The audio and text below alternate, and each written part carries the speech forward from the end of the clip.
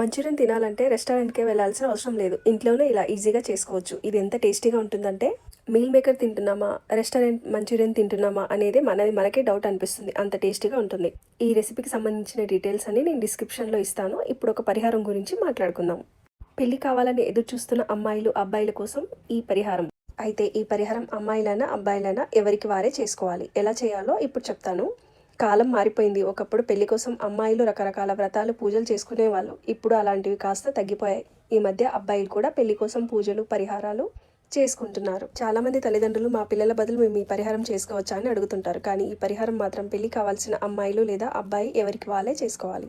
రాబోయేది శ్రావణ మాసం కాబట్టి రేపటి నుంచి ఈ పరిహారం ప్రారంభించి 21 రోజుల పాటు ఈ పరిహారం వరుసగా చేసుకోవాలి. అమ్మాయిలకు మధ్యలో నెలసరి వచ్చిన 4 రోజులు లెక్కలోకి తీసుకోకుండా తర్వాత మళ్ళీ కొనసాగించవచ్చు. అబ్బాయిలు మాత్రం 21 రోజులు వరుసగా చేయాలి. ఇంట్లో దుర్గమ్మ వారి ఫోటో పెట్టుకొని పసుపు కుంకుమలతో అలంకరించి ఆవు నెయ్యితో దీపం పెట్టాలి. శాండిల్ స్మెల్ వచ్చే అగరబత్తులను వెలిగించి మనకు తోచిన విధంగా పూజ చేసుకొని ఏదైనా తీపి పదార్థాన్ని నైవేద్యంగా పెట్టాలి.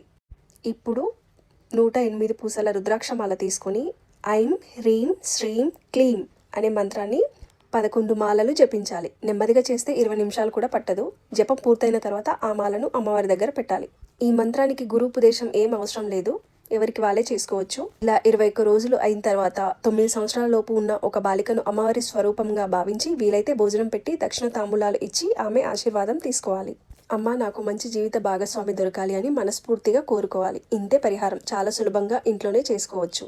ఏదైనా సరే నమ్మకంతో చేయండి. హాయిగా ఉండండి. Cook fine shine divine. Thanks for watching.